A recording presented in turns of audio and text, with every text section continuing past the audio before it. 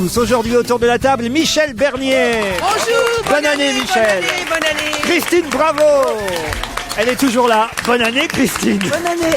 Joujou, Jérémy Michalak. Oh là là. Bonjour, bonne année. Il a grandi. Ah non, c'est une illusion d'optique.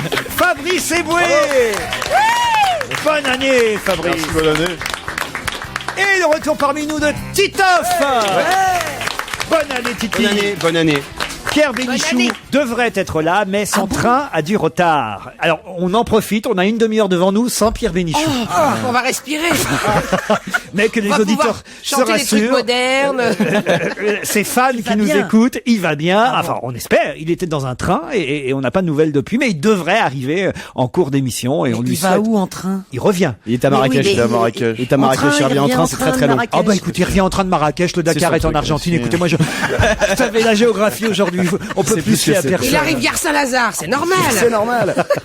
Fabrice Eboué, j'ai été surpris. Vous m'avez envoyé vos vœux par texto. Je pensais pas que c'était dans vos habitudes de... Bah écoute, j'ai même pris des bonnes résolutions pour cette année puisque j'ai écrit une lettre. Vous savez que avant la trêve hivernale, on a eu de nombreux courriers qui se plaignaient de ma grossièreté à l'antenne. C'est Donc vrai. j'ai rédigé une lettre pour m'excuser auprès des auditeurs, pour dire que j'avais pris des bonnes résolutions pour 2009. C'est Donc bien. j'écris: suite aux nombreuses plaintes d'auditeurs concernant le peu de tenue de mes propos à l'antenne, j'ai pris quelques bonnes résolutions pour cette année 2009. Aussi je m'engage, nos 10 millions d'auditeurs quotidiens m'en sont témoins, à ne plus brocarder ni l'église, ni la patrie, ni la famille, comme l'aurait souhaité le maréchal.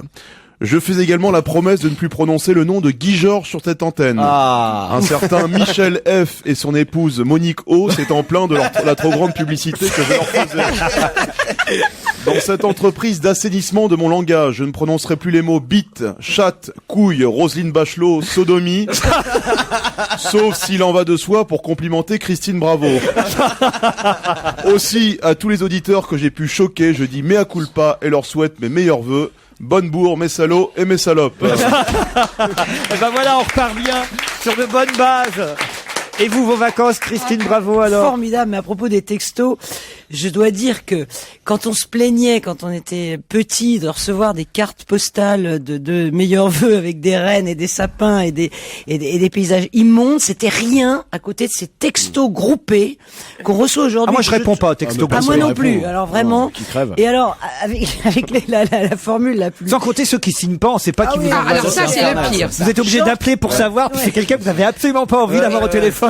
Et puis, c'est pour ça qu'ils signent pas. Oui, parce que de par le fait, comme il n'est pas dans votre répertoire, son nom ne Donc, s'affiche pas. évidemment. Donc on devrait avoir des doutes, on devrait pas appeler. Mais Non, quoi, parce non, on est tellement curieux, on veut savoir. Sans compter que t'as 50 personnes autour de toi qui s'ppellent Olivier, Philippe, Ouais, bien Serge, et donc tu ne sais pas qui c'est parce qu'il y Et a alors, pas là, de nom C'est que le de mec se vexe quand tu le rappelles. C'est quoi? T'as pas mon nom enregistré dans ton répertoire. En plus. Mais ça veut dire quoi? C'est terrible. Et alors? Et alors la palme du texto cette année, c'est je te souhaite une bonne crise, 3 petits points de rire évidemment. Ah, trop bien. On va souhaiter une bonne année à nos deux auditeurs qui patientent depuis un moment, Benoît et Marion. Bonjour Marion. Bonjour. Vous habitez la chapelle Saint-Mémin, c'est Voilà, ça? exactement. Vous avez passé de bonnes fêtes de fin d'année? Très très bonne, merci. Le 31 décembre, qu'est-ce que vous avez fait par exemple? Nous étions avec des amis près de Nîmes. Près de Nîmes. Oui. Vous avez fait la fête? Si on peut dire avec 18 petits bouts entre 3 mois et... Attention Fabrice, attention, il y a des trucs que tu n'as plus le droit de prononcer en 2009. Pas de blagues sur les enfants. 18 petits bouts, gourmande. Ah bah, c'est l'année de la vache. hein. Nous, il y a du body Ça dans en l'air. fait des Ah circoncisions. oui, oui. Malade en plus, les pauvres. Un joli petit body, ça leur ferait tellement de bien. D'accord. Qu'est-ce que vous faites dans la vie, Marion? Je suis en congé parental en ce moment. Congé Maintenant, parental. Oui, 18 Ah, vous êtes enfants. ministre de la Au moins ça. Ministre de la Justice, alors. Non, trop court, une semaine, ça suffit pas. Benoît, lui, nous appelle depuis Brest. Bonjour Benoît. Bonjour Laurent, bonjour à toute l'équipe. Salut Et Benoît. Blavezmad, comme on dit à Brest. Ah, c'est bonne année, ça en breton? Ah, voilà, en breton. Comment? Redites-le-moi une fois. Blavezmad. Blovelmad. Blavezmad. Bonne année en breton, très bien. C'est parti de quoi ça? C'est plus facile de dire bonne année en breton d'ailleurs. Faites quoi dans la vie, vous, Benoît? Alors, je suis ouvrier maraîcher. Ouvrier maraîcher. Ah, très bien, ça veut dire que vous ramassez Des légumes. lesquels? Alors là, on est dans la période du poireau. Ah, vous êtes dans le poireau. Comme par hasard. Dans le poireau, oui. Des navets aussi, beaucoup de navets. Ouais, ça c'est sûr. Ah bah ça aussi, il y en a aussi, oui. Monique Pantel en ramasse tous les vendredis. C'est ce qu'on dit. Hein. Et vous avez fait quoi le 31 décembre? Moi j'ai dormi, moi à 10h30, je dormais. Ah bah très bien. C'est original aussi.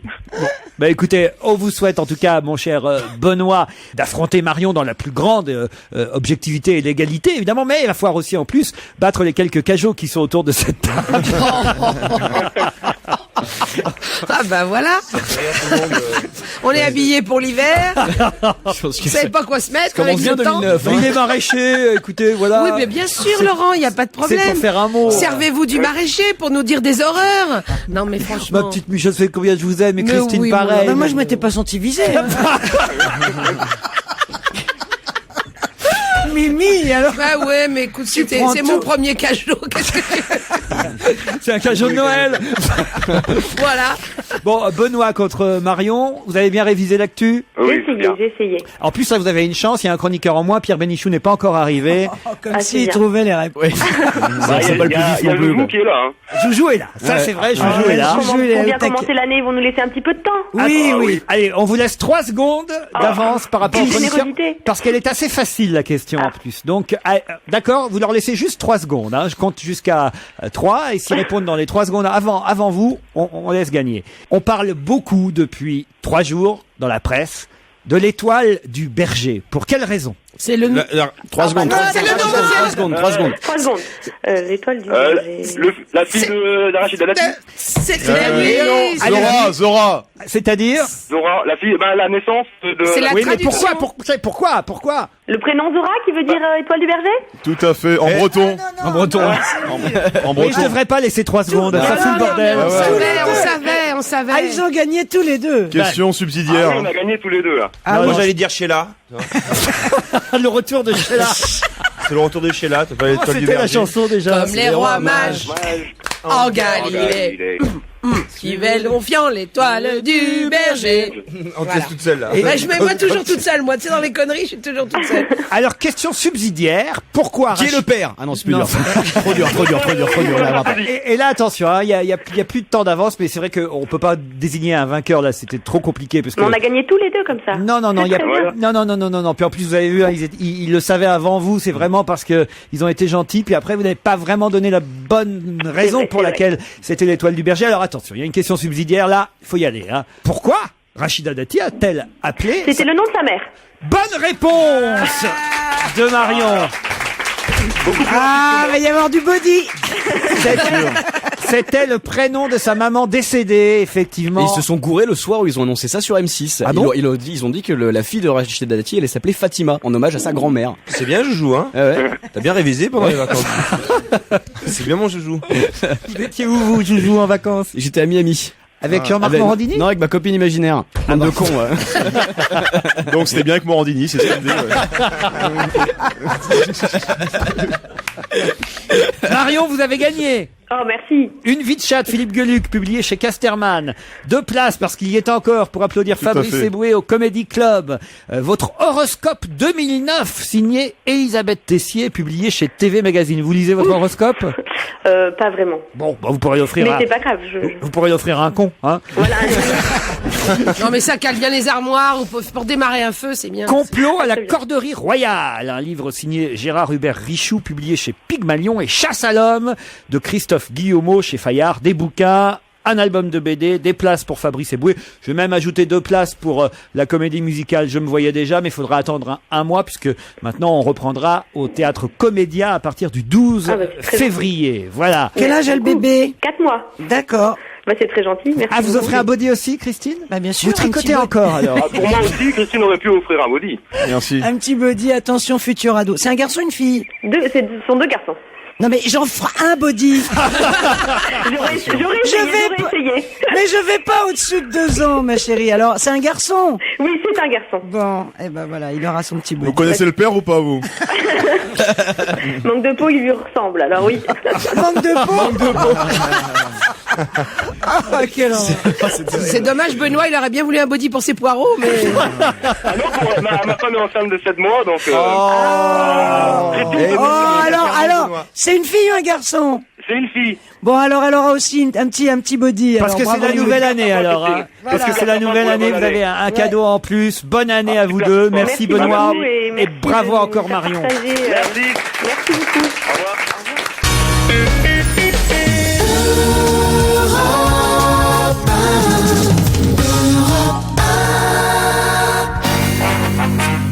On va le gêner continue sur Europe 1 avec Laurent Ruquier et tous ses complices très en forme pour cette nouvelle année. Attention, écoutez bien.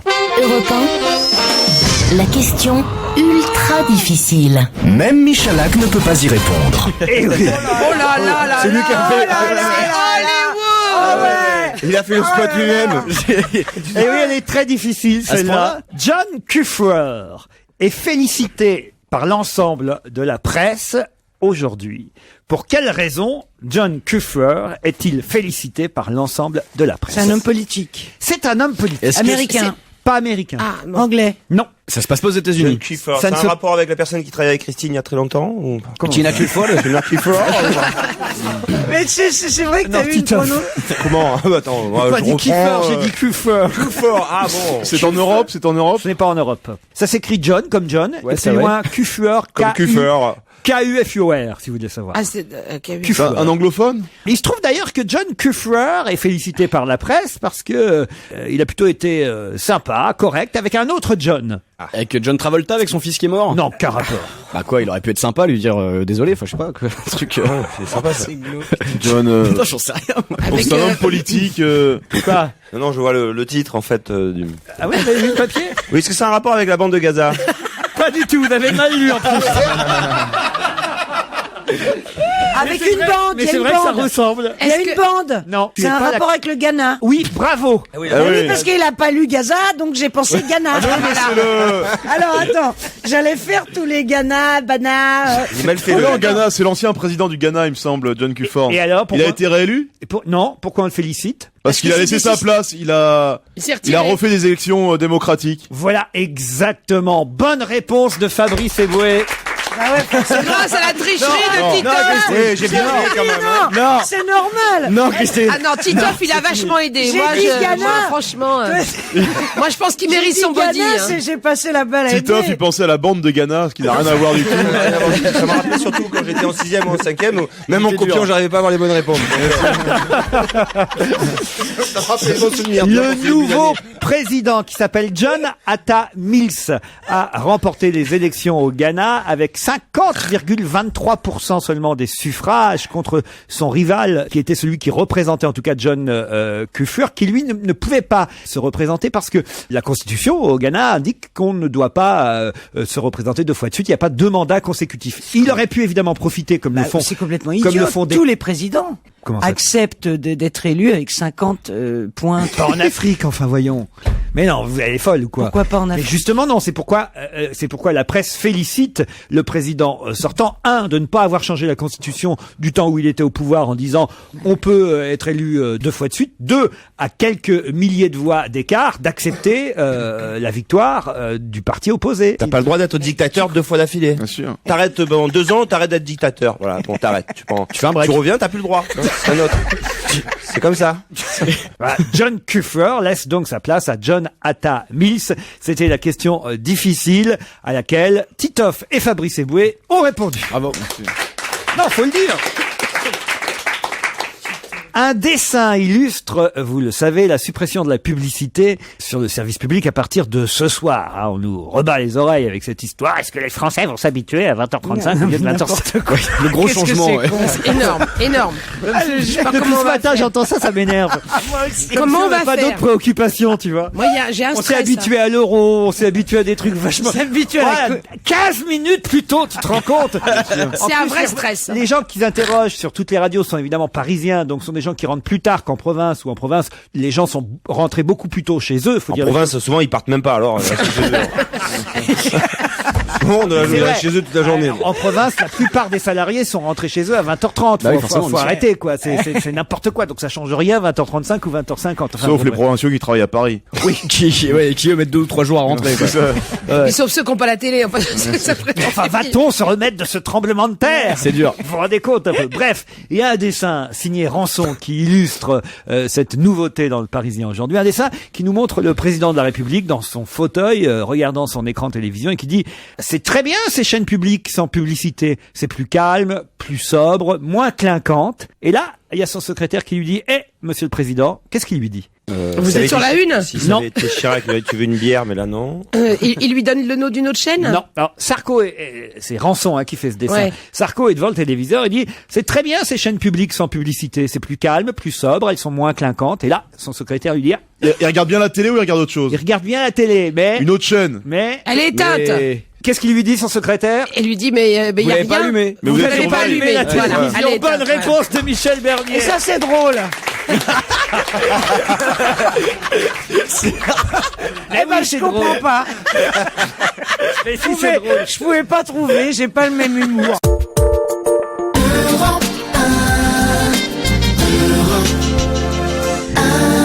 Et on va gêner continue sur Europe 1 avec autour de Laurent Ruquier. Aujourd'hui, Pierre Bénichou, Michel Bernier, Christine Bavot, Fabrice Eboué, Titoff et Jérémy Jojo Michalak.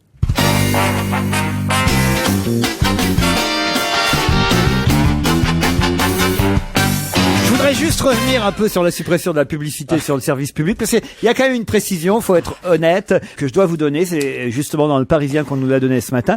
Le moment où il y a le plus de monde devant le poste de télévision, vous savez à quelle heure c'est exactement? À la météo, non? Non, pas attention, pas en fonction du programme. Le plus grand nombre de téléspectateurs. Pendant la pub. À l'heure de la météo, quoi. C'est pendant la pub. Non, c'est pas. Non, comprenez-moi ma question, Michalak. Écoutez bien, 2009. Arrêtez d'être con en 2009. Regardez-moi, écoutez-moi bien. La question n'est pas qu'est-ce qui attire le plus de monde à la télévision. Non, à quelle heure y a-t-il le plus de monde devant la télévision? La question c'est à quelle heure y a-t-il un potentiel de téléspectateurs le soir. Le plus grand. Non, d'accord. Le soir, oui. Non, On se mais- doute bien que c'est pas à 2h du matin. Elle est con, elle aussi. Mais non, mais c'est ça, c'est 19h57, je crois. Non, justement. non, c'est à l'heure de la météo entre les deux programmes, entre le 20h parce que et je le vous dis que prime. non, Michalak, n'insistez C'est pas. pas à 20h35 Non, par là justement, non. Non. Et c'est pour ça que je tenais à le dire, parce que c'est vrai que ça minimise un peu ma réflexion tout à l'heure et la vôtre aussi, de dire, finalement, est-ce que les Français seront devant leur À poste 20h30 alors. Mais non, justement. Non, donc c'est après, alors 21h15 par là.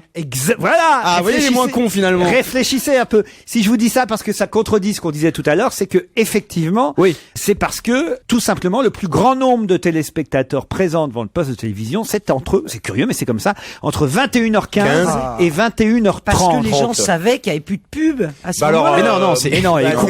Alors moi je suis con, mais elle est super con. Mais non. Non, mais parce que c'est un Christine, niveau elle y est encore pas au-dessus. encore. Ils en avaient marre du tunnel de pub. Les mecs en avaient marre du tunnel de pub entre 8h30 et 9h. Donc allumaient leur télévision à 9h par exemple. Mais non, c'est puisqu'on vous dit que c'est 9h15. Entre 9h et 9h15. Et c'est idiot que non mais ce que je ne comprends pas si vous voulez, c'est que il y a le plus grand nombre de gens devant le poste entre 21h15 et 21h30 alors que les programmes commencent. Oui, mais sur les journaux, t'as toujours si vous avez manqué le début. Donc, Mais enfin, en même temps, on va pas rien mettre à la ça, et télé. après, regarde le programme. On va pas non plus rien mettre à la télé entre 8h30 et 9h15, sous prétexte qu'à 9h15, il y aura tout le monde. 3 quarts d'heure de mire. Ou alors c'est les gens qui s'appellent juste avant, qu'est-ce que tu fais? Ils discutent un petit peu et finalement à 21h15 ils se décident. Évidemment.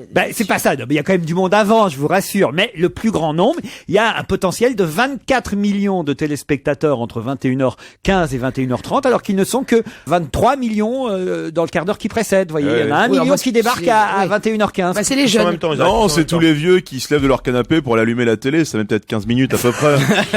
Mais non, c'est les jeunes, ils ont fini leur devoir et tout ça. C'est curieux quand même. ils viennent Pourquoi dans la télé. 21h15? Je serais curieux de savoir. Parce qu'ils finissent de Parce qu'ils ont dîner dîné, peut-être. ils Les ont gens pris dînent leur devant douche, la ils ont télé. fait leur devoir et tout ça, donc ils Ah viennent ouais. devant la télé. Bah oui. Tu dînes devant la télé, toi. Bien sûr. Oh, oui. Oh là là. Bah quoi? Oh, la On a- vie on a rien à se dire la chez moi. La vie qu'il a. On a jamais avec rien à se dire. Avec sa fausse meuf. Oh, les deux blaireaux. Déjà, Ils sont là. Déjà, je parle à quelqu'un qui n'existe pas, si tu veux, donc autant que je me C'est pas vrai parce que Jean-Marc Morandini Oh non, regarde merde. beaucoup la télé. Oh putain, ça suffit, là. Il a changé de meuf, maintenant il a pris un écran plat.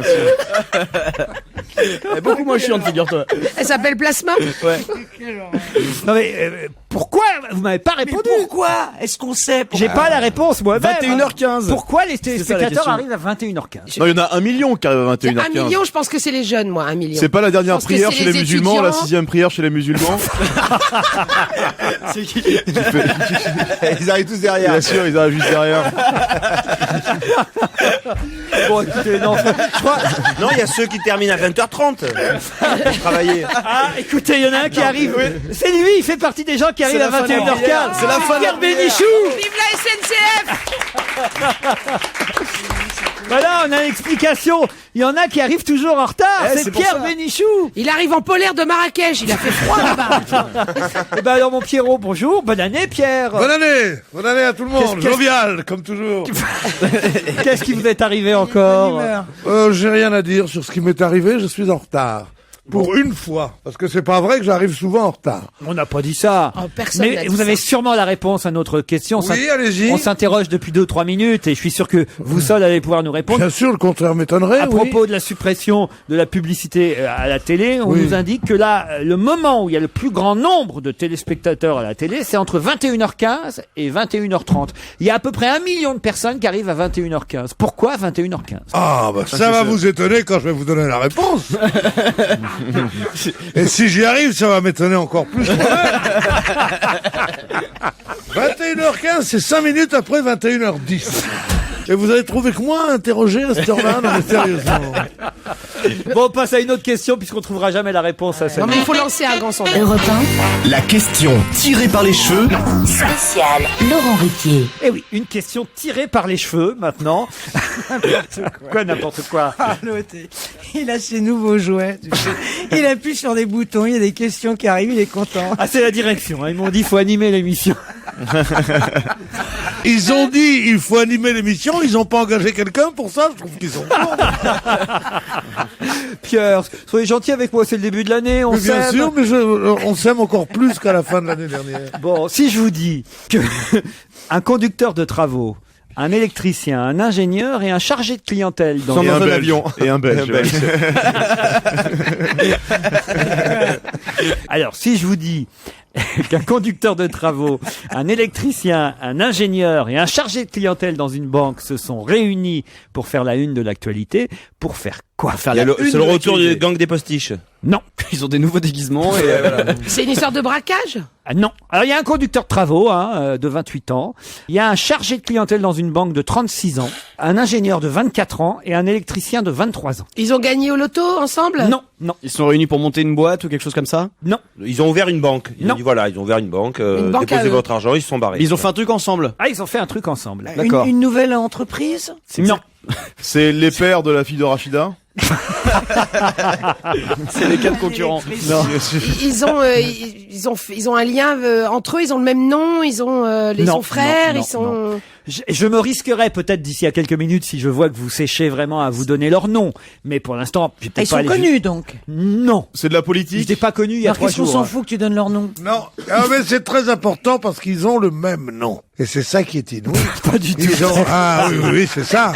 Si. Ah, si vous avez la bonne réponse, c'est que vous trichez, vous lisez les journaux. C'est de la politique ou pas? Pas du tout. C'est du sport? C'est du sport. Ah, Le Dakar. Le Dakar. Non. Non, c'est l'équipe, le petit poussé, l'équipe de Shirine, c'est ça? Alors allez-y. Bah, c'est sur les professions des différents joueurs, de 4 joueurs de l'équipe Bah, qu'est-ce qu'ils ont fait, qui a ces battu Clermont. Mais qu'est-ce qu'ils ont fait ces 4-là alors? Ils ont fait la fête Non. après. Bah non. Mais ils ont battu l'équipe de Clermont au foot. Oui, mais ils sont 11 dans une équipe de foot. Pourquoi Eh ouais. je vous donne ces 4 Ils ont marqué ceux qui ont marqué les 4 buts. C'est eux qui ont marqué les 4 buts. Bonne réponse de Jérémy Michalak. Ça, ils ont marqué les 4 buts à...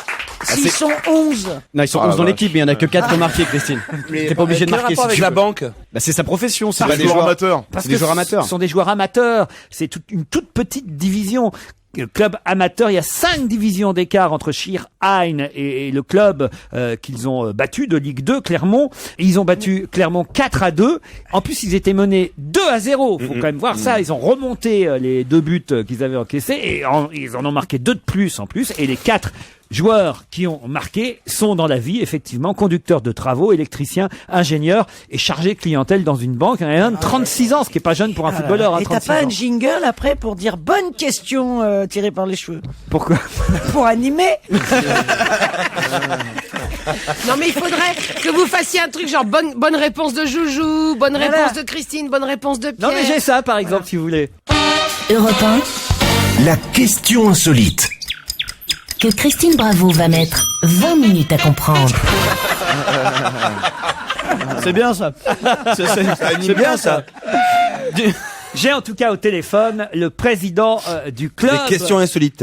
De Schirheim. Bonjour, monsieur Pierre Dillinger ou Dillinger, comment je dois prononcer? Bonjour. Comme vous voulez, monsieur Ruquier, il n'y a pas de souci. En Alsace, des fois, on dit Dillinger, mais bon, aujourd'hui, on m'appelle Dillinger, il n'y a pas de souci. On me connaît maintenant, c'est bien. Bravo en tout cas à votre petit club, je peux dire petit club, vous êtes d'accord? Ouais, très, très petit club par rapport aux adversaires qu'on a déjà eu et qu'on va avoir avec Toulouse au prochain tour. Là, c'est encore plus grand. C'est la première équipe de niveau départemental à se qualifier pour les 16e de finale. C'est une première dans l'histoire de la Coupe de France. Moi, j'ai entendu des bruits comme quoi vous auriez acheté le match.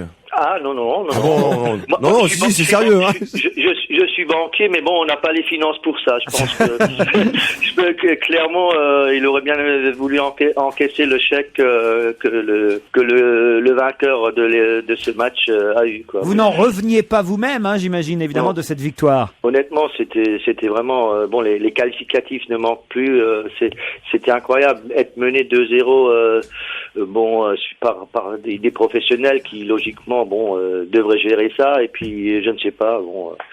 Il y a eu la magie de la Coupe de France à opérer, vous voyez. Ça a été la fête, en tout cas, dans le Bas-Rhin, à Schirheim, un petit village de 2027 habitants. Il paraît que vous avez fait la fête avec votre équipe à Lamoxis, qui est le lieu branché de Schweighouse-sur-Moller. Oui, c'est drôlement bien, d'ailleurs. Sur Moder. Donc, la soirée, c'était en 3 étapes. Premièrement, tout le public, tout le staff, tous les joueurs étaient réunis au clubhouse du stade. Il y a environ 400 litres de bière qui se sont écoulés. Après, comme il n'y avait plus rien. 400 litres de bière. Oui, mais avec modération. Et 100 litres par buteur. Ça a fini plus en porno amateur qu'en foot amateur, votre histoire. Et là, ensuite, repas dans les restaurants de la localité qui étaient bondés parce qu'on avait dû se dispatcher parce qu'il y avait pas de place dans un resto. Et les joueurs, eux, ils ont continué effectivement à l'Amoxis, qui est leur repère d'après-repas. Moi, j'y croyais pas. On était à l'Amoxis, on était tous les copains là à l'Amoxis, parce que je suis de votre village, moi. Et alors, on était tous là et que tout d'un coup, la porte s'est ouverte, il est arrivé, dites donc. Qui ça? On n'y croyait pas, un grand joueur de foot qui est maintenant à la retraite. Hein. Lequel? Non, mais c'est un grand joueur. Qui grand joueur. Est-ce qu'il serait pas dans les trois? Dans les trois personnalités. Je vais vous faire la surprise, je vais vous l'imiter. Hein. C'est arrivé. Parce que tu sais, pendant les vacances, j'ai encore amélioré l'imitation. On a franchi un palier là encore. Mais c'est un peu long, hein, je vous la fais quand même. Oh. D'accord. Alors il est arrivé, il a ouvert la porte, il a dit bonjour. C'est de mieux en mieux. Ah Pierre, bravo. Ah ouais. C'est grâce à vous que Zidane est toujours dans les 3 personnalités préférées des Français, je pense. J'ai vu, dites donc. Vous savez qu'ils ont enlevé des tas de gens. Moi, ça m'a tué, moi, les gens qu'ils ont enlevés. Ah oui? Bon, il y a des gens qui étaient là. Carlos, il était obligé, hein, tu sais. Bon, on en reparlera un peu plus tard parce qu'on a quand même monsieur Dillinger au téléphone, président du club de Schirheim, pour cet exploit incroyable de qualification pour les 16e de finale. Vous espérez quand même vous qualifier pour le tour d'après, alors contre Toulouse? Écoutez, c'est une des vertus de notre club et de nos joueurs, c'est que on part pas sur un terrain pour limiter la casse, on y va pour gagner. Mais là, par contre, après avoir bu 400 litres de bière, Monsieur, excusez-moi, une question personnelle. Vous êtes parent avec le grand gangster de la fondateur de la... Écoutez, on a fait quelques études généalogiques. On s'est arrêté à un certain moment parce qu'on a eu peur de la suite. Dillinger. Et ça veut dire oui, quoi. Les litrons de bière, vous les buvez après chaque match? Pas cette quantité quand même, là. Parce que si Negovu est intéressé par les jouer chez vous. Vous serez le bienvenu, il n'y a pas de problème. Il y a un chauffeur-livreur, un agent de production, ce sont les 2 gardiens que vous avez. Il y a un électricien, un affûteur de pièces automobiles, un conducteur de travaux, un étudiant en BTP de 19 ans, un commercial, un régleur, un couvreur, un électricien, un policier municipal, un soudeur, un professeur des écoles, un chef d'entreprise, et l'entraîneur, lui, est prof d'éducation physique, hein, c'est ça? C'est bien ça, oui, l'entraînement. C'est vraiment très varié. Donc, comme dit, on est des amateurs. Le problème toujours, c'est de concevoir vie professionnelle, vie privée, parce que il y a quelques gars qui travaillent en équipe, qui font de grands sacrifices pour s'entraîner. Mais là, vous leur donnez une grosse prime ou pas? À Schirheim, on cause le moins d'argent, le moins de sous possible. On fait une petite prime collective. C'est comme ça que ça se passe et ils sont bien contents. C'est comme ça que ça marche. Qu'est-ce que vous appelez une petite prime collective? Bon, vous savez, bon, là, plus on avance, Un couglove gratuit. Un peu comme ici, quoi. Ils nous donnent une petite prime collective quand on vient, quoi, c'est ça. En tout cas, vous n'êtes pas un banquier amateur, monsieur. Moi, en plus, je suis banquier de métier, donc il y a du secret professionnel à respecter, vous voyez. Bien sûr. Oui. Et là, la prime, quand on passe un tour de Coupe de France comme ça, c'est quoi la prime pour le club? Bah, écoutez, plus vous avancez dans la compétition, plus ça augmente. Bon, là, on était à 42 500 euros avant la qualif. Là, on rajoute 40 000 en plus. Il n'y a rien pour les joueurs. Mais si. Les joueurs, ils mettent ça dans leur petite cagnotte et ils vont faire la fête avec. D'accord, bonne journée, monsieur Madoff. Allez, on applaudit encore le club de Schirheim. Merci bien. D'ailleurs, vous devriez pas faire le fier, Titoff, parce que pour Marseille, ça a été difficile. Hein. Eux aussi, ils ont eu du mal à se qualifier contre Besançon, une équipe de CFA. Hein. C'est quand même. Bah, c'est normal, hein. Dans l'équipe, il y a un plombier, un maçon, un chauffagiste.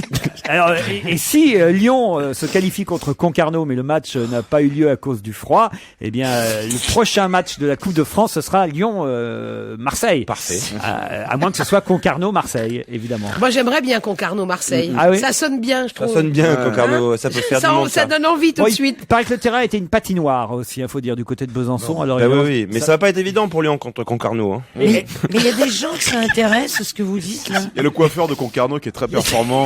Oui. Le coiffeur, c'est l'avant-centre. Pour vite, hein. Il est rapide. Ce qui est chiant à Concarneau, c'est que si tu vas en boîte, tu ramènes que des tons. À Concarneau, la meilleure boîte s'appelle la Bigorne. Il s'appelle la Bigorne et c'est les marins qui venaient, qui rentraient de campagne en Mauritanie pour pêcher un langouste. Et il y avait tellement de bagarres qu'ils avaient scellé les tables. Ils avaient scellé les tables par terre, dis donc. Sans ça, les mecs, ils prenaient des guéridons et ils se les balançaient dans la gueule. T'as jamais vu un guéridon qui vole, toi? C'est beau, tu sais. Si je vous dis que MGMT a eu le droit à de nombreux articles là pendant la quinzaine. Oui, évidemment, Il n'a pas eu le droit à un jingle. Quoi? Il n'a pas eu le droit à un jingle. Pas à chaque question. Il n'y a pas le jingle, la question à la con. La direction m'a dit avec modération. MGMT a eu le droit à de nombreux articles dans la presse ces 15 derniers jours. Pour quelle raison? C'est le prêtre qui a célébré la messe de Noël, peut-être, sur France 2? Alors, MGMT, c'est les initiales d'une entreprise. entreprise. C'est un groupe qui s'appelle MGMT. Un groupe de musique. Monseigneur. Non, mais c'est un groupe de musique, MGMT. Eh ben, il faut le dire. C'est ce que je dis, mais je sais pas pourquoi on en a parlé plus que ça. Parce que leur chanson Time to Pretend est un tube énorme, qu'ils viennent de sortir un deuxième single qui s'appelle Kids, et que c'est le groupe qui vend le plus en ce moment. MGMT, un duo américain qui déchaîne les passions. C'est vachement bien. Et c'est quoi la question? Vous avez fait quoi pendant vos vacances, Christine Bravo? Mais non, mais... Elle est en jet lag encore, elle est en jet lag. La question, c'était qu'est-ce que c'est MGMT? Ben oui, il fallait savoir que c'était un groupe de rock. Et Joujou, lui, il le savait. Alors, bonne réponse de Jérémy Michalak.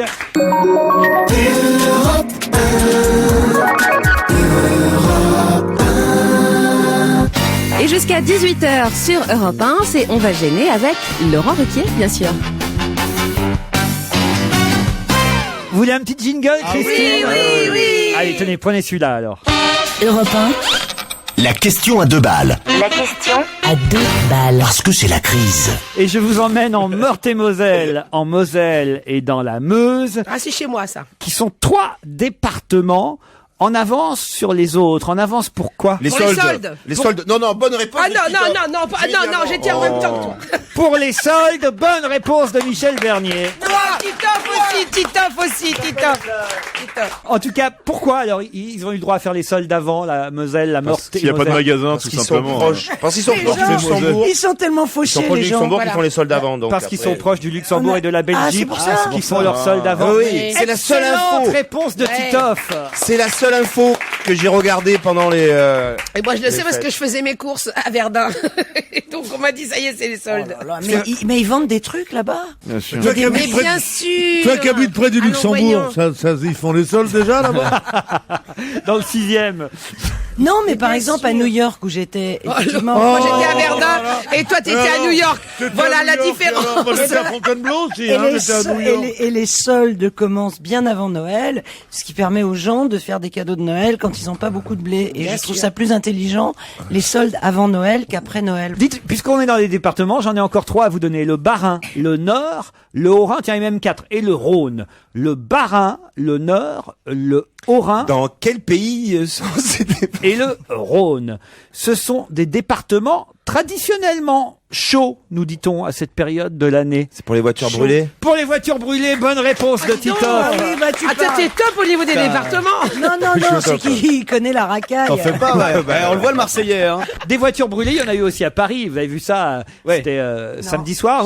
Boulevard Haussmann. Ah oui, boulevard Haussmann, au moment de la manifestation pro-palestinienne contre l'intervention d'Israël dans la bande de Gaza, où ça a commencé à péter. Des voitures ont été brûlées, des vitres cassées entre Opéra et Saint-Augustin. Comment vous êtes au courant de tout ça, vous, Titoff, alors? Je regarde les infos, hein, je savais que j'allais venir ce matin, j'ai préparé, quoi. Il a passé sa nuit devant le CI. Dans le Marais aussi, ils ont brûlé des voitures. Ah oui? Mais c'est parce qu'ils adorent les pompiers, eux, c'est différent, c'est pour les faire venir. Qui, en cette nouvelle année, a déclaré « Je vous souhaite une année du bœuf qui ne soit pas trop vache ». En tout cas, un humoriste. Une année de la Noé. C'est évidemment dans le calendrier astrologique asiatique que. Mais oui. Donc c'est un Chinois. 2009 est l'année du bœuf, et lui, il a dit je vous souhaite une année du bœuf qui ne soit pas trop vache. C'est le maire du 13e? Non. Dalai Lama? Non, c'est un Chinois. pas du tout. Non, rien à voir. Mais alors pas du tout.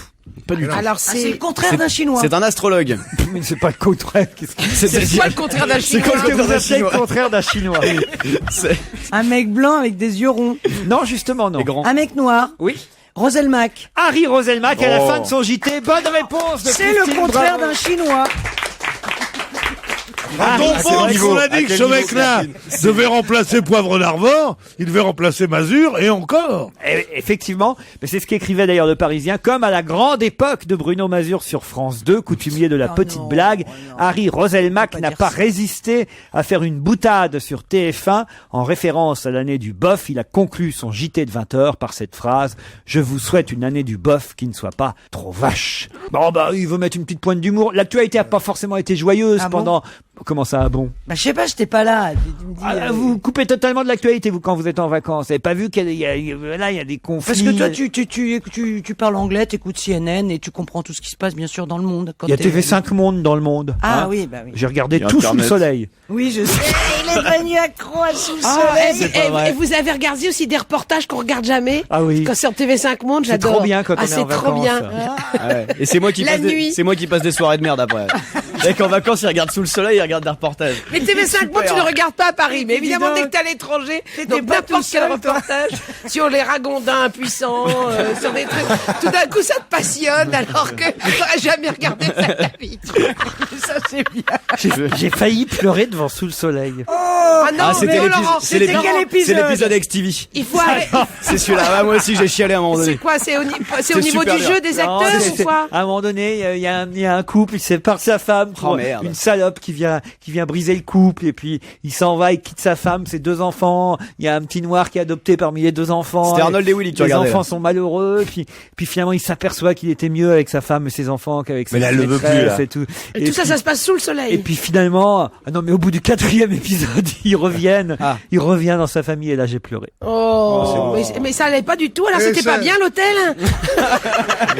Mais qu'est-ce que vous avez fait à Buenos Aires? J'ai regardé Sous le soleil. C'est extraordinaire, quand même. C'est extraordinaire. Et là-bas, ça s'appelle Soto le sol. Mais moi, je trouve ça triste, tu vois. C'est pas triste. Je trouve que, franchement, tu vois. Mais c'est pas triste, c'est à pleurer. T'as passé le petit caillot a passé des vacances de Noël assez tristes à Buenos Aires. Et il n'y a pas de quoi se moquer. Non, faut arrêter. Vous regardez jamais la télévision. C'est te dire les relations. Qu'on puisse passer à Laurent le générique de Sous le soleil. C'est te dire les relations et la vie intérieure de ce mec-là. Petit pouilleux sur TV. Pour moi, les vacances, c'est ce qu'on fait pas pendant tout le reste de l'année. C'est pour ça que je dis que C'est pour ça TV5 qu'on aurait Monde. pu baiser amusez un peu quand même. Vous allez voir, chers amis, que je n'ai pas fait que regarder la télévision en Argentine, et je vais vous le prouver avec la question qui vient. Vous le savez évidemment, le Dakar est là-bas, en Argentine. Part de Buenos Aires, revient à Buenos Aires avec un passage par le Chili. Et évidemment, dans tous les JT, ce week-end, on nous a fait tout un cours sur l'Argentine, la Pampa, l'Ignagna, et qu'il y avait beaucoup de monde au départ parce que les Argentins sont passionnés de sport automobile. Mais il y a une petite précision que les journalistes sportifs ne nous ont pas donnée. C'est peut-être la raison pour laquelle les Argentins sont à ce point passionnés par le sport automobile. Et il se trouve qu'effectivement, pas très loin de l'hôtel où j'étais à Buenos Aires, il y avait une statue. La statue de Fangio. Bonne réponse de Pierre Bénichou. Et ben voilà. Ah oui, mais alors ce Dakar, ils ont appelé ça le Dakar. Il faut rappeler d'abord qui était Fangio, Pierre Fangio, Bénichou. c'était un mec qui conduisait mieux que moi. C'était sans doute un des plus grands coureurs automobiles. C'était un Marseillais, Fangio. De tous les temps. 5 fois champion du monde de Formule 1 dans les années 50, 51, 54, 55, 56, 57. Et il était argentin. Et voilà la raison quand même aussi pour laquelle les Argentins se sont mis à se passionner pour l'automobile et le sport automobile. Un peu comme l'Espagne avec Alonso, alors que les Espagnols avant s'intéressaient pas du tout à la F1. Je trouve que ça aurait peut-être été bien dans les reportages du JT sur le Dakar en Argentine qu'on rappelle l'existence de ce Fangio. Ils ne l'ont pas fait, mais ils sont tellement J'ai cons. cru jusqu'à l'âge de 12 ans que c'était un Marseillais. Fangio? Ah bah oui, parce que chaque fois qu'il y a un mec qui passe en voiture, oh putain, c'est Fangio celui-là. Mais oui, tout le monde. Mais oui, c'est l'expression. Mais mes parents, comme un Fangio. mais mes parents pareil, ma mère elle disait à mon père, va pas trop vite, t'es pas Fangio. Oui, exactement. Mais c'était l'expression. Et elle te disait pas, on n'a pas la bourse à Rothschild? Ah ouais. Et quel est l'autre sportif français? Ça, c'est les Il y avait Zatopek. Non, l'autre sportif français qui a laissé autant de... Enfin, qui a... D'ailleurs, vous n'avez pas de voiture. Ah, tu vois. Bon. Mon père a passé son permis de conduire après moi, c'est vous dire. Fais attention, t'es pas Bernard Hinault. Non, justement. Vas-y Robic. Vous avez pas connu Vas-y Robic? Europe 1, La question Jones que Bénichou ne va pas comprendre. Ah non, parce que là, on était parti assez loin dans les années passées. Je me suis dit... Un peu de nouveauté. Un peu de nouveauté. Non, s'il vous plaît, respect. Qu'est-ce qui va être transformé en broyat dans les semaines qui viennent? En quoi? En broyat. Oh, ça c'est un terme du Havre, ça c'est un truc du Nord, ça. B-R-O-Y-A-T. En broyat dans les semaines qui viennent. Les sapins de Noël. Bonne réponse de Christine, bravo. Alors, la question de Jones. Mais pourquoi c'est Jones? Le jeune con à côté de moi, il était là. Parce que c'est de la c'est quoi, Noé. broyat? Mais pourquoi c'est Jones? C'est écolo, en tout cas. Oui, c'est écolo, Voilà. voilà. Ah, c'est ça. Voilà. Donc écolo c'est Jones. Expliquez ce que c'est que le broyat. Eh bien, c'est une sorte de compost. Expliquez ce que c'est un compost. C'est le mec qui va à la poste et... Fabienne Giboudot, qui est adjointe à la mairie de Paris chargée des espaces verts, va tout nous expliquer parce qu'effectivement, au lieu de laisser votre sapin de Noël sur les trottoirs à Paris, vous pouvez aller le porter dans 95 jardins de la région. Sans les boules, hein. Oui, alors, parisienne. Pardon? Sans les boules. Oui, pour pas qu'ils se Moi, je reproduisent. trouve dommage que... En tout cas, on peut effectivement se débarrasser de façon utile de son sapin. C'est bien ça, Mme Giboudot? C'est bien ça, et ce broyat ne sert pas seulement au compost, il sert aussi au paillage, c'est-à-dire on le met sous les arbustes et sous les végétaux pour éviter l'évaporation et enrichir le sol. Donc c'est pas seulement du compost que nous fabriquons avec le broyat. Tous les sapins, vous les acceptez? Tous les sapins, on les accepte. Pas les faux. Mais Moi, j'ai un l'objectif, sapin en plastique, oui, par exemple. sauf ceux qui sont en plastique, évidemment. Qui ne D'accord. sont pas écolos, d'ailleurs, parce que j'ai vu sur un site internet qu'un écolo disait qu'il avait un sapin en plastique, que c'était écolo. C'est pas écolo du tout, hein. C'est beaucoup de transport et aussi de l'énergie pour fabriquer ces sapins en plastique. D'accord. Voilà. Bonjour madame, je trouve Bonjour. dommage que on soit obligé d'aller porter les sapins dans les endroits que vous avez déterminés. Oui. D'abord parce qu'au niveau de l'écologie, on peut pas se trimballer avec tout avec son gros sapin dans le métro, donc on est obligé d'y aller en voiture. Je trouve dommage que vous n'ayez pas mis en place des ramassages de sapins pour que tous les quartiers de Paris vous puissiez récupérer tous les on sapins. a 95 Regardez la carte de Paris. 95 jardins, il y en a forcément tous un les près de chez vous. quartiers sont couverts. Ah, dis donc, il y a des suffit sapins de partout, faire là. 100 mètres, voire 50 mètres Moi, à je vais pied le replanter au Luxembourg. et de tirer son sapin. Non, mais il y en a. On a vraiment couvert tout le territoire parisien. Et quand vous achetez votre sapin, souvent vous y allez à pied aussi. Christine, ramenez votre vous sapin allez chez le donc replanter pouvez là aussi où vous l'avez le pris ramener, dans le jardin de proximité. Parce que Christine, elle C'est un achète pas de sapin, elle va en prendre. Elle, Elle les c'est le vole. contraire, elle va les prendre dans les parcs. volent les sapins. Et est-ce qu'on peut récupérer les sapins des autres? Parce que moi, j'ai pas de sapin, par exemple. Je veux récupérer un sapin. Si vous voulez faire une bonne action, il y en a quelques-uns qui traînent, j'ai vu ce matin sur les trottoirs. Le slogan, c'est « Cette année, n'abandonnez pas votre sapin sur le trottoir ». Exactement. Votre tapin sur le trottoir. Et continuez à trier vos Moi, j'ai abandonné 6 tapins sur le trottoir, il n'y a plus d'hôtel. C'est triste, un pauvre sapin. Pierre. Mademoiselle, je peux vous demander quand c'est que vous aurez l'idée d'enlever tous les arbres de la place des Vosges? La place des Vosges devrait être la plus belle place de Paris. Elle l'a été pendant qu'on construisait le parking. On avait momentanément enlevé les arbres. Écoutez, Une belle place, c'est quand il n'y a pas d'arbres. Je sais que vous êtes verte de rage quand je vous dis ça. Parce que c'est drôle. Non, mais quand même. Elle est très belle, cette place des Vosges, comme elle est actuellement. Je vois pas pourquoi vous voulez enlever des arbres. Parce que la place des Vosges serait sublime s'il n'y avait pas d'arbres. Mais on peut pas tout faire tout pour écoutez, toi. Mais taisez-vous, ma petite fille. Et quand je dis ma petite fille, les arbres et de la quand je place dis ma des petite Vosges. fille, je fais preuve d'une pitié sans secondes. Tu vas pas enlever les arbres de la place des Mais Vosges. oui, bien sûr, tu veux pour que Non, c'est pas du tout dans notre y aller programme. promener les enfants. Tu Désolé promènes de vous jamais tes décevoir. enfants. On n'enlèvera pas les arbres de la place des Vosges. C'est la mère qui promène le moins ses enfants que j'ai connus. C'est parce que ces gosses volent pas, ouais. T'entends pas siffler le train, là? C'est des bonnes retrouvailles tous les deux. Hein. Vous êtes toujours là, Mme Giboudot? Elle est partie. C'est Noël. Bon, Mme Giboudot n'est plus là. Je crois qu'elle a raccroché. Je ne sais, Bah, je sais pas, je ne sais pas pourquoi. Elle compte les Je épines. pense que c'est parce qu'elle a vu qu'il était 17h. Elle s'est dit, faut que j'écoute les infos. Elle s'est dit, je raccroche, j'écoute le flash. Allez, les informations, on se retrouve tout de suite après.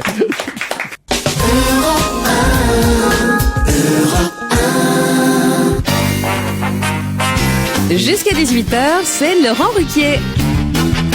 On va se gêner, c'est la deuxième heure. Toujours avec Christine Bravo, Michel Bernier, Pierre Bénichou, Jérémy Michalak, Titoff et Fabrice Eboué. Et deux auditeurs qui attendent pour le challenge. Régine et Benjamin. Bonjour Régine et Benjamin.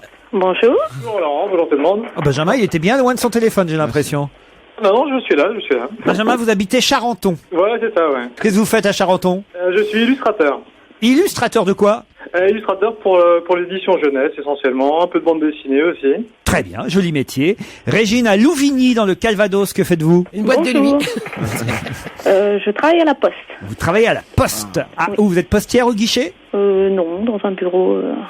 Dans un bureau. Vous foutez rien. Vous savez pas bien. Elle sait pas bien en fait. Comment ça, dans un bureau à la poste? Par derrière, un centre courrier. Par derrière. Ah ouais.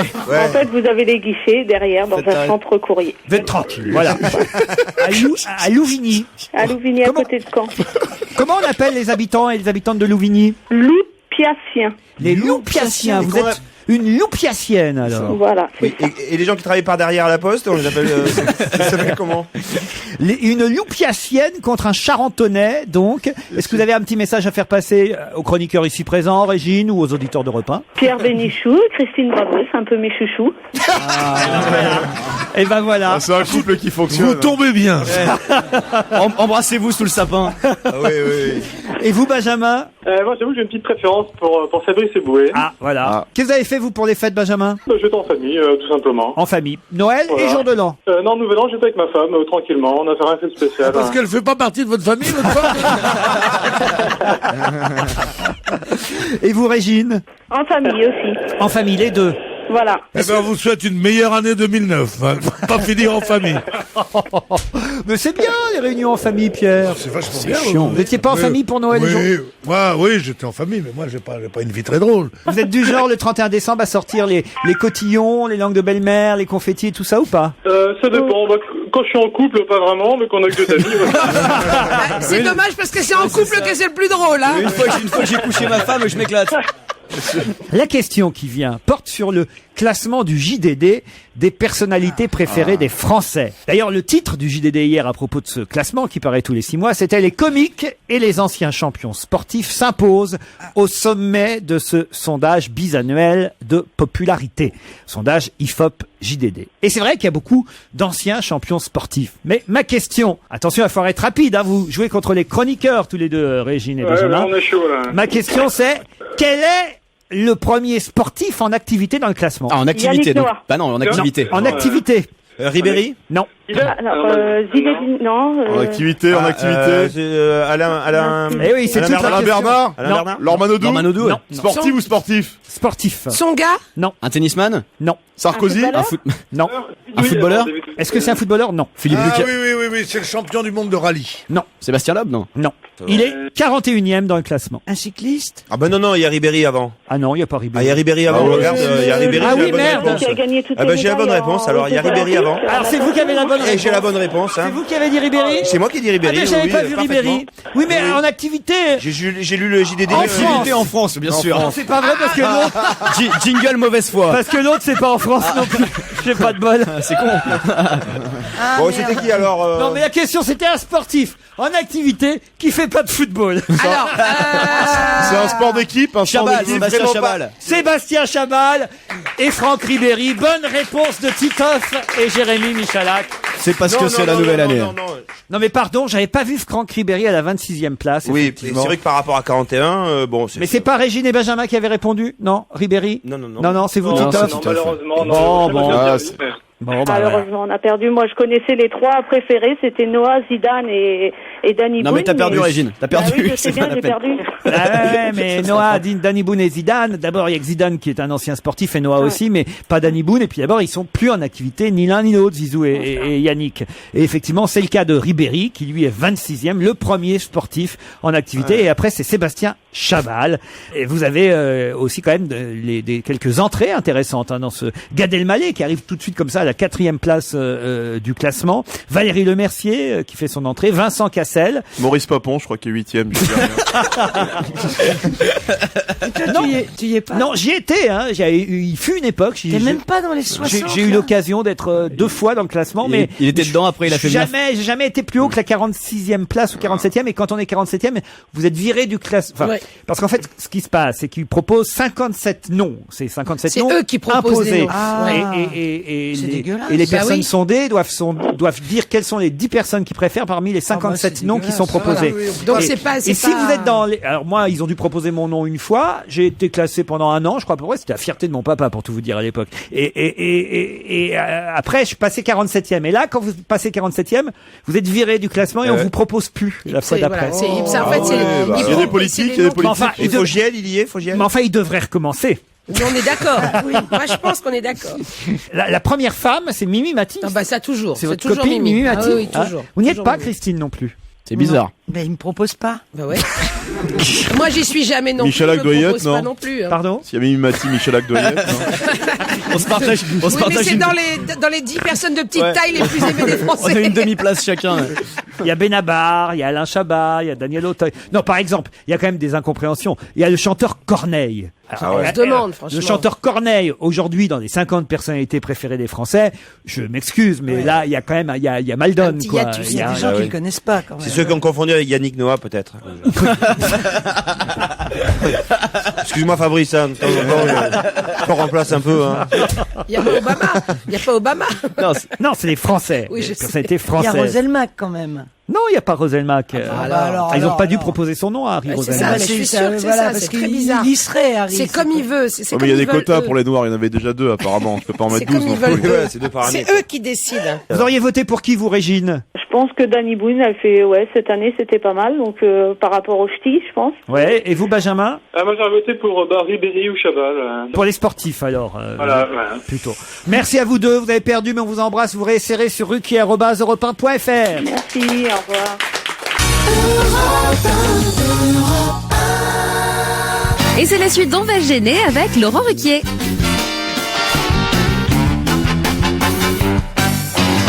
Europe 1, La question insolite. que Christine Bravo va mettre 20 minutes à comprendre. C'est pour vous, Christine, celle-là. Ouais, alors, vas-y. Si je vous dis œil crevé est tombé dans le domaine public depuis le 1er janvier dernier, de qui s'agit-il? Jean-Marie Le Pen? Non. Eh bien, s'il s'agit de Popeye. Bonne réponse de Pierre Bénichou. Parce que, effectivement, Popeye, ça veut dire œil crevé. Popeye.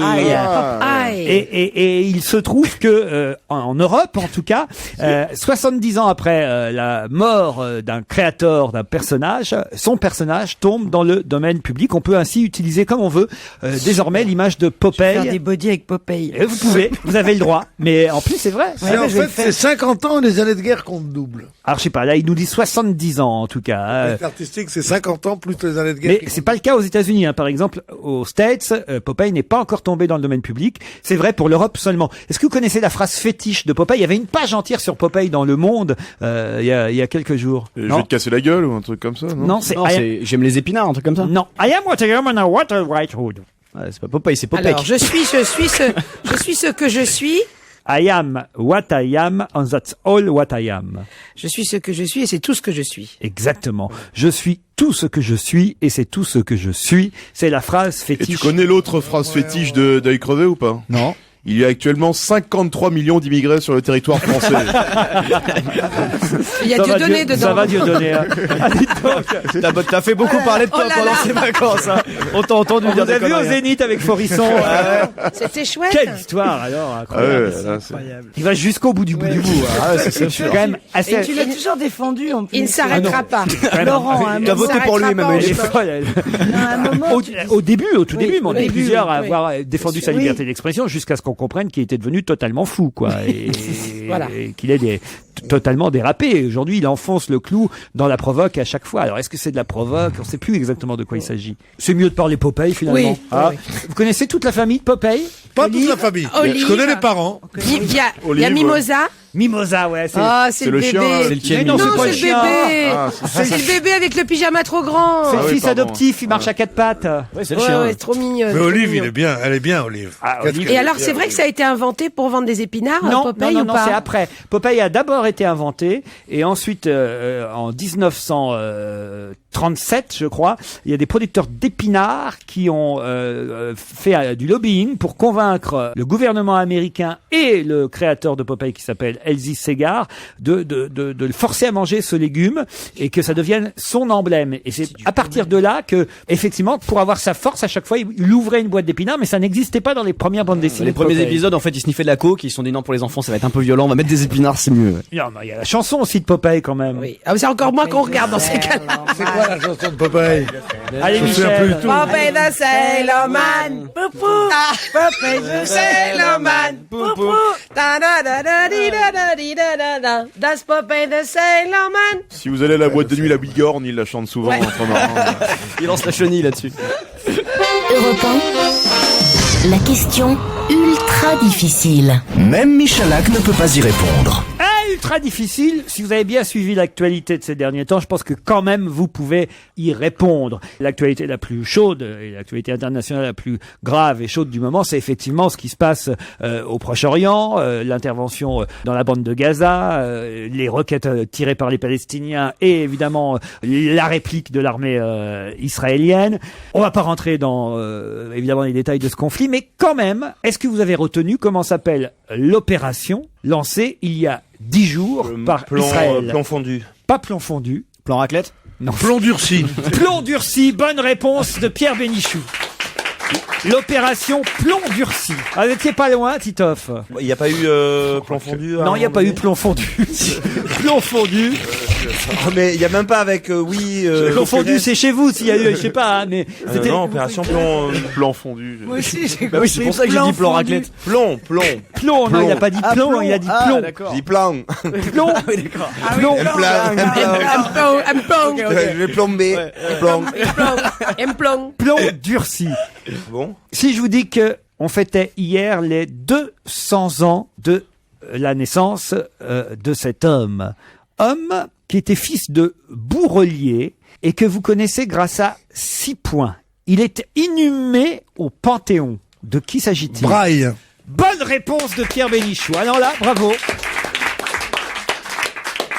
Pas mal. Louis Braille, inventeur de l'écriture qui porte son nom, aurait fêté hier ses 200 ans.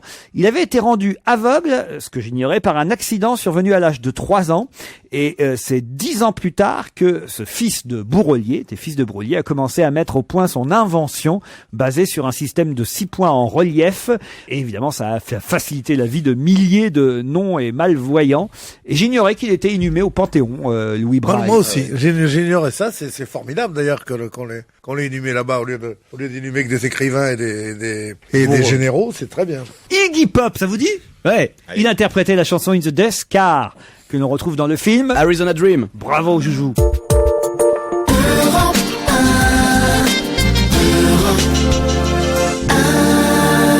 Et de 18h à 20h sur Europe 1, c'est Europe 1 Soir, vous le savez, présenté par Marie Drucker. Et la question d'Europe 1 Soir, aujourd'hui, c'est une date clé, une date importante, ce 5 janvier, puisque elle sonne la suppression de la publicité sur toutes les chaînes de télé publique. Alors, est-ce que cela va bouleverser vos habitudes à vous en termes de télévision? Pour en débattre avec vous, Patrice Duhamel, le directeur général de France Télévisions, sera justement là. À ses côtés, François-Bernard Huyghe, il est sociologue des médias, expert associé à l'IRIS. Et tous vos avis, évidemment, toutes vos réactions au 01 42 32 14 14 et sur europe1.fr. Et puis aux alentours de 19h20, c'est votre Europe 1 Soir, à vous, où vous réagissez exactement sur tous les sujets d'actualité que vous souhaitez. Vous pouvez là aussi poser des questions. Je vous rappelle le standard d'Europe 1, c'est le 01 42 32 14 14 et pour tous vos courriels, c'est europe1.fr. Vous le savez bien évidemment. Mais tout de suite, à Europe 1 Soir, on retrouve évidemment Laurent Ruquier avec On va gêner, tous ces chroniqueurs qui sont, je le rappelle, très très en forme. Europe 1, on va se gêner. Doremi Fassi, Liado. Bonjour Serge et bonne année. Bonjour, bonne année, que je suis bien aise de vous retrouver. Et plein de chansons qui se ressemblent, évidemment. Des tas, j'en ai des stocks à vous proposer. C'est pas vrai. Ben, on se demande comment vous faites année sur année pour continuer à trouver des airs comme ça qui ont été parfois plagiés, parfois, bon, c'est peut-être le hasard aussi, hein, rappelons-le, c'est pas forcément toujours une mauvaise intention de la part des auteurs. Bien sûr, il n'y a que cette note, paraît-il. Jane Birkin et Marouchka Detmers sont en tout cas les deux vedettes confrontées aujourd'hui. J'ignorais même que la comédienne Marouchka Detmers avait chanté, moi. C'était la bande originale d'un film composé par Jean-Claude Vannier. Jean-Claude Vannier, il se trouve qu'il est également l'arrangeur et le co-compositeur de l'album Melody Nelson et quelques autres de Gainsbourg. Donc il y a eu une étroite collaboration entre Gainsbourg et Jean-Claude Vannier, à tel point que Gainsbourg s'est beaucoup inspiré de chansons qu'il a co-signées, alors qu'en réalité on sait que c'est Vannier qui avait fait pratiquement tout. Il aimait tellement les mélodies de Jean-Claude Vannier qu'il lui a carrément plagié cette bande originale du film Comédie d'été, qui porte le même nom, Comédie d'été. Donc ça c'est chanté par Marouchka Detmers. Voilà, pour en faire Amour des feintes, qui est sorti l'année suivante et qui était interprété par Jane Birkin. Ouais, sauf que lui, il en a fait un succès, et que la chanson de Jane Birkin est plus connue que celle de Marouchka Detmers. Oui, peut-être parce que le film est passé un peu inaperçu. Mais c'est ça aussi le talent. Marouchka Detmers, c'est Jane Birkin. Ma petite puce, noczna dwójka, jecja na róz. Cours, mon bel amour. J'ai oublié mon rêve, inspire malutka gousse. Et la nuit sur les montagnes russes. Tchour, tchour, z tobой amour. Et les nuages crèvent, ma petite reine. On en a un peu marre là, Serge. Oui, je sais, c'est un peu long, mais c'était... Non, surtout qu'on avait compris dès la première phrase, on s'est dit ouais d'accord, c'est ok. D'accord, je vous en fais 10 secondes et on n'en parle plus, on passe à autre chose. Parce que là, on a cru que vous alliez passer les deux disques en entier. Hein. Non, je m'étais rendu compte de la longueur, mais je n'ai pas pu tailler dans le gras. Vous commencez à être inquiet au journal de 18h, même, de vous dire. La chanson flash du jour concerne la naissance de la petite Zora, la fille de la ministre de la Justice, Madame Rachida Dati. C'est à la manière de Pierre Vassiliou. Elle prétendait que dès l'enfance, on pouvait être emprisonné. Pourtant, il y a eu une délivrance dans une clinique des beaux quartiers. Le bébé de Rachida se prénomme Zora, mais on ne sait toujours pas qui est le papa. Son collègue brille sorte-feu. lui a dit félicitations. Moi-même je n'aurais pas fait mieux.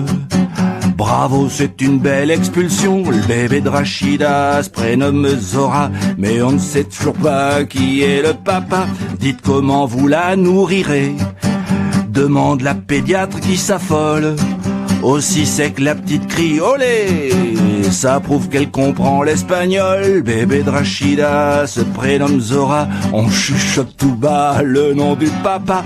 Pour une jeune maman ce boulot, garde des sceaux, ça use le moral. Quand elle en aura marre des sceaux, paraît qu'elle va bosser chez Total. Le bébé de Rachida se prénomme Zora, et on ne sait toujours pas quel nom du papa. Merci Serge et bravo. Merci, salut. À demain. Ah, une question amusante, je l'espère intéressante aussi. Je suis pas sûr, remarquez. je vais quand même essayer de vous la vendre, cette question, parce que ça m'a quand même surpris. Voilà pourquoi je trouvais intéressant qu'on en parle de toute façon. Qu'est-ce que vous pouvez acheter pour, on va dire, 1,30 €, ça peut monter jusqu'à 6,90 €, qui se présente sous forme de galet et que vous pouvez glisser dans vos poches. Ah, c'est pour se réchauffer? Oui. Des bouilloires, en fait. Ça s'appelle? Des chaufferettes. Des chaufferettes. Bonne réponse de Michel Bernier. Eh ben, moi non plus. C'est quoi? Je ne savais pas ce que c'était qu'une chaufferette. Bah, c'est-à-dire, sur les tournages, par exemple, quand on a très très froid, on nous met cette espèce de truc qu'on frotte. Des petits sacs. Des petits sacs qu'on se met dans les vous poches. aussi, vous avez eu des chaufferettes? Oui, j'ai des chaufferettes, oui. Non, Mais il faut garder un tissu, hein. Il faut pas le mettre Oui, directement moi, sur la peau, ça brûle un peu. Je me suis brûlée au 2e degré, moi, avec ça. Ah oui, Mais, oui, oui. Moi, il j'ai faut voulu le faire mettre- une blague un peu potache et puis Voilà. ça fait, c'est chaud, hein. Et ça Voilà. se met, on peut le mettre, on peut le mettre dans les chaussures, on peut le mettre dans les Ça poches s'appelle et une tout paire ça. de chaufferettes. Oui, bien sûr. Voilà. Et c'est vachement efficace. Ah oui. Voilà. Ouais, c'est très La bien. chaufferette. Ce qui est formidable, c'est que c'est froid quand on te le donne. Voilà. Et tu le frottes.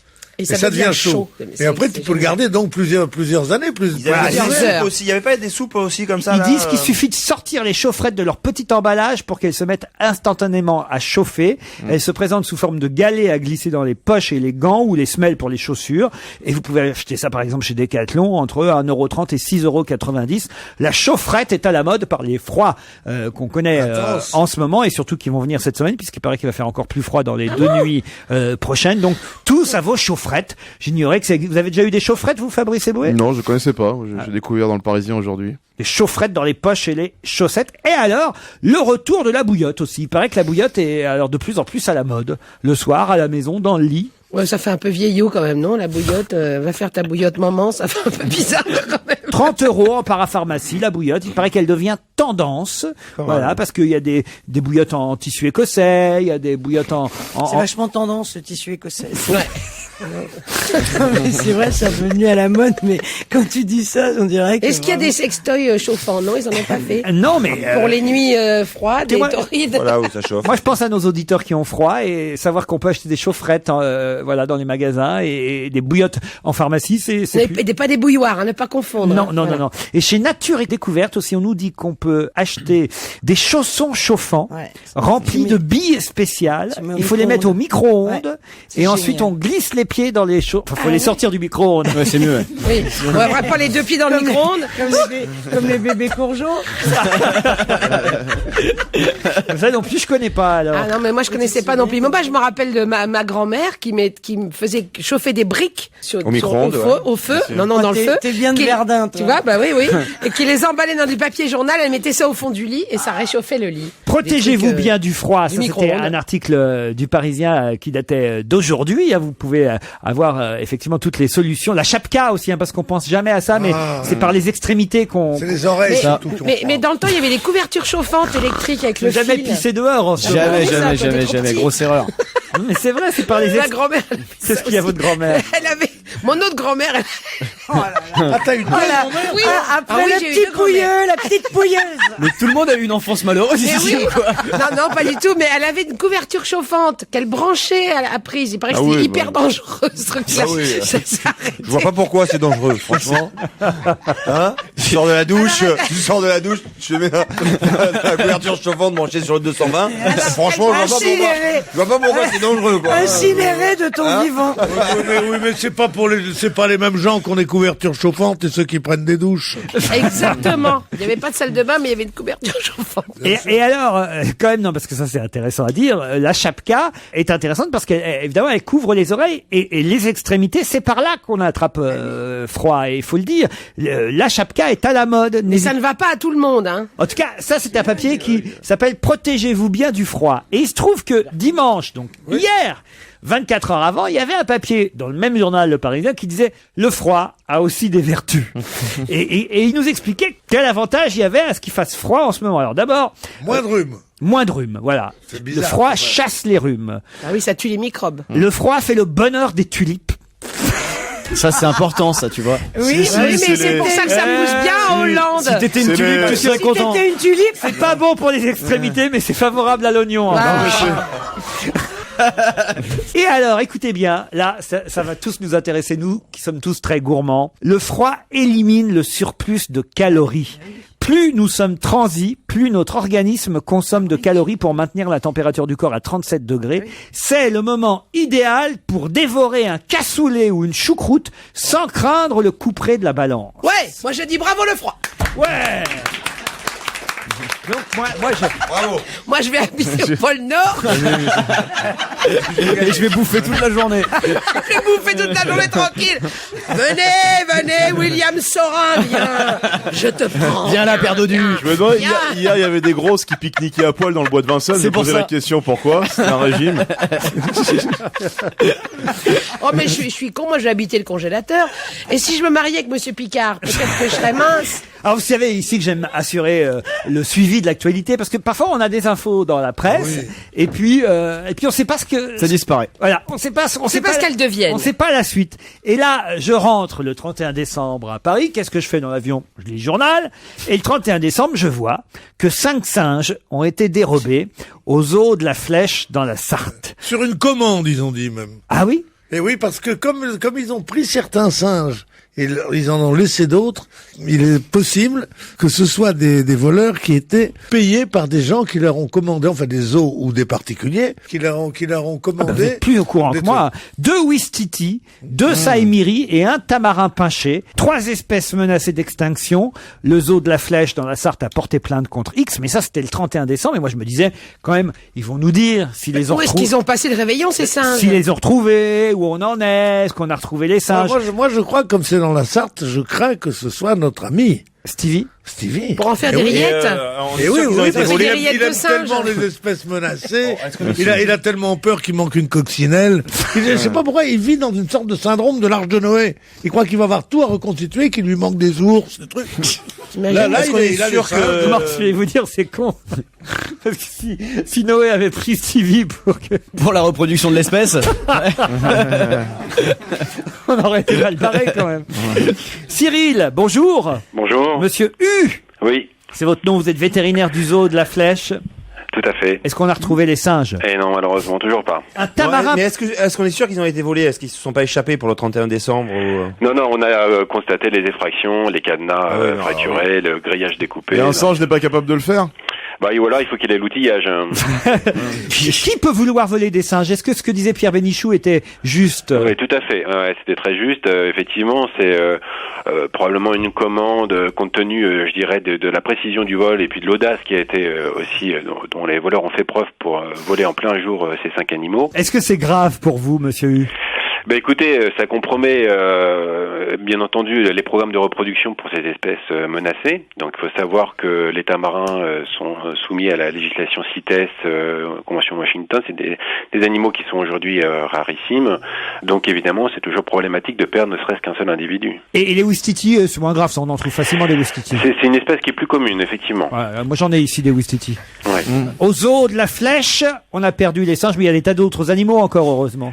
Oui, heureusement, ils n'ont pas volé les éléphants ni les ours polaires. C'est quoi votre fierté au zoo de la Flèche? L'ensemble du parc. Il n'y a pas un animal plus qu'un autre qui vraiment que personne d'autre n'a ailleurs? Écoutez, on n'a pas d'espèce effectivement. Le François Fillon, c'est vous qui l'avez? Il n'est pas loin. Il est rare celui-là. Le Stevie du Mans. Il n'est pas loin non plus, c'est vrai. Alors, le Britannique de la Flèche. Monsieur Cyril U, vétérinaire du zoo de la Flèche, on le remercie.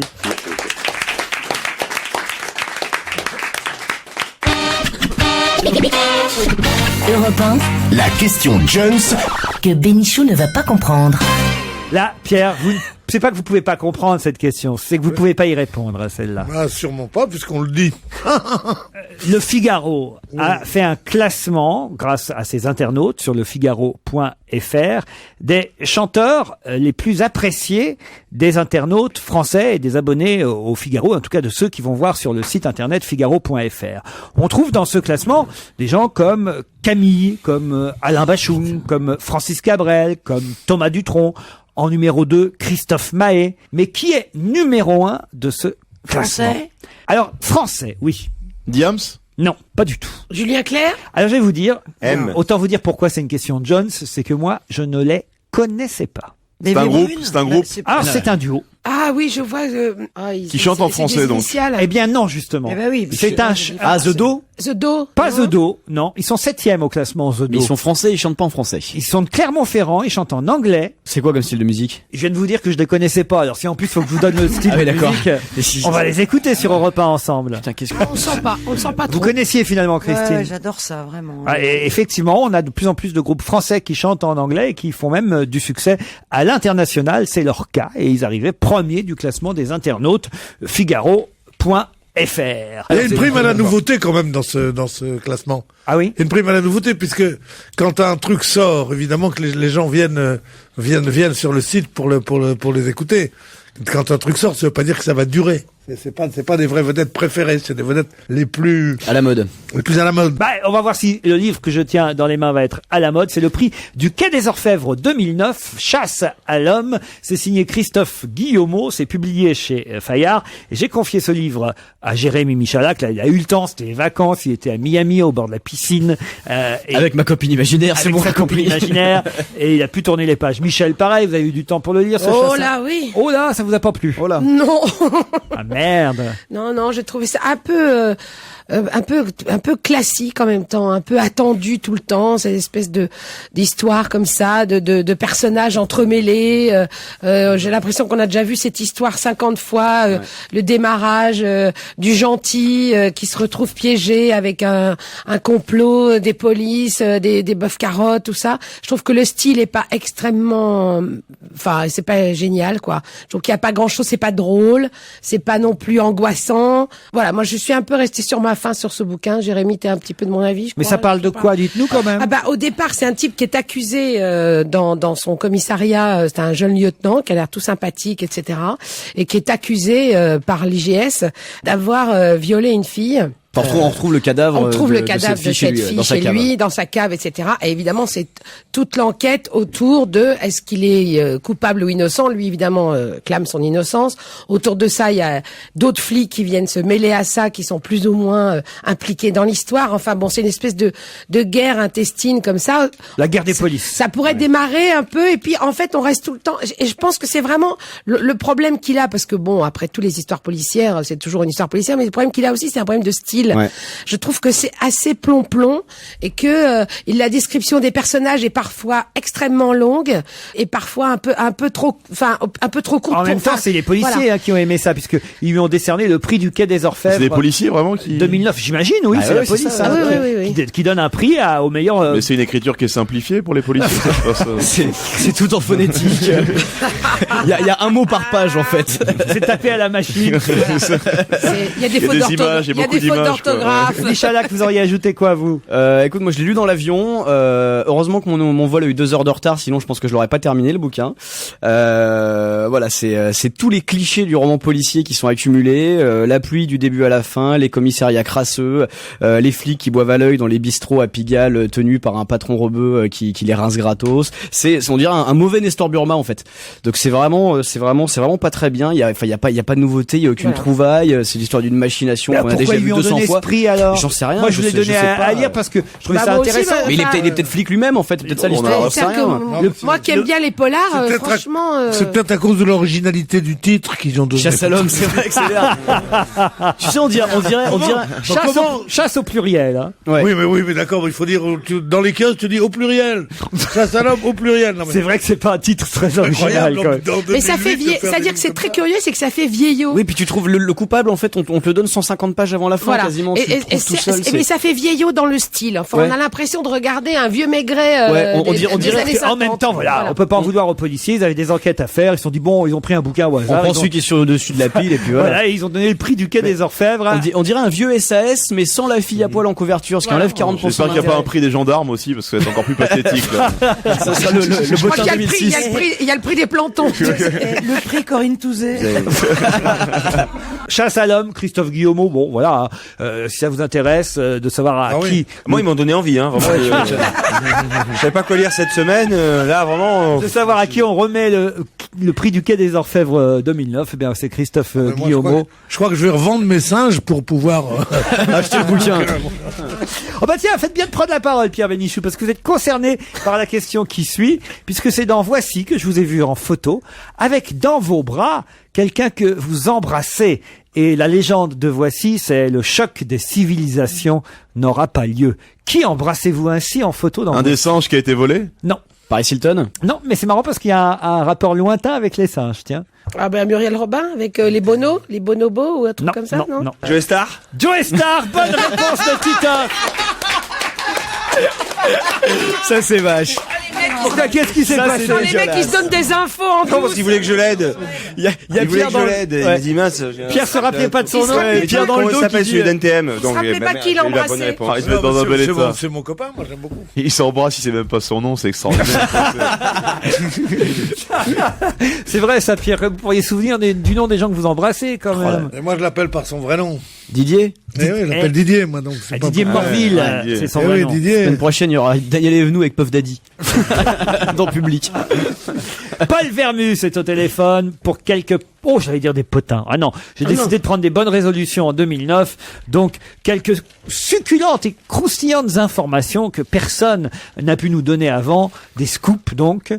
Signé Paul Vermus. Bonjour, Polo. Salut Laurent, là c'est bien, là vous en faites un peu trop, mais ça me va parfaitement. Hein. Bonne année, Paul. Bonne année, plein de bonnes choses à toute l'équipe. Hein. Bonne année, merci. On va commencer par des choses absolument sérieuses.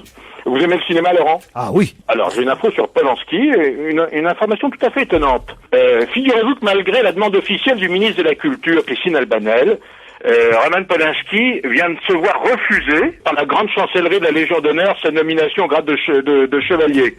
Sans explication, sans motivation, c'est le fait du prince. Vous trouvez ça normal? Ah non, pas normal, Pierre. Paul. On n'est pas content pour lui. Il a quand même fait une œuvre cinématographique, Polanski. Oui, mais voilà, il y a un problème... Il y a un vrai problème, hein. Il y a un problème dans sa biographie, surtout. Dans la biographie d'Alain Pétran, comme on dit. Oui, mais enfin, il y a prescription, maintenant. Et non, justement. Parce que le procès va venir dans un mois, je crois. Parlez-moi plutôt de la petite Zora dont tout le monde parle. Ça, ce serait du scoop. Bon, alors, j'ai essayé de vous dire des choses. Est-ce que vous êtes allé côté, je sais pas, rodé du côté de la clinique? Oui, j'ai été rodé du côté de la clinique de la Muette, d'autant que je connais bien cette clinique parce que de nombreuses de mes amis ont eu des enfants dans cette clinique. Ah oui? C'est la clinique c'est la clinique très très chic, hein. Ah oui? Vous savez pourquoi ça s'appelle clinique de la Muette?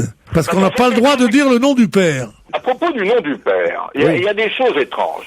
Il y a un proche conseiller de Sarkozy qui a donné l'information à un de mes amis. Il y a les services secrets marocains qui reviennent à l'attaque. Il y a le site Bakchiche qui, aujourd'hui, repart de plus belle. Alors, le père, je suis navré, maintenant, je suis obligé de le redire, c'est le nom de l'ancien premier ministre espagnol, hein, Marie-José Aznar. Alors voilà, maintenant, et là ça vient de l'Élysée, hein. Maintenant, ce que je voulais vous dire, c'est qu'elle est à la clinique pour une bonne huitaine. Je peux vous dire que le premier à lui avoir téléphoné, c'est Roger Carucci. Ah, c'est bien. Hein,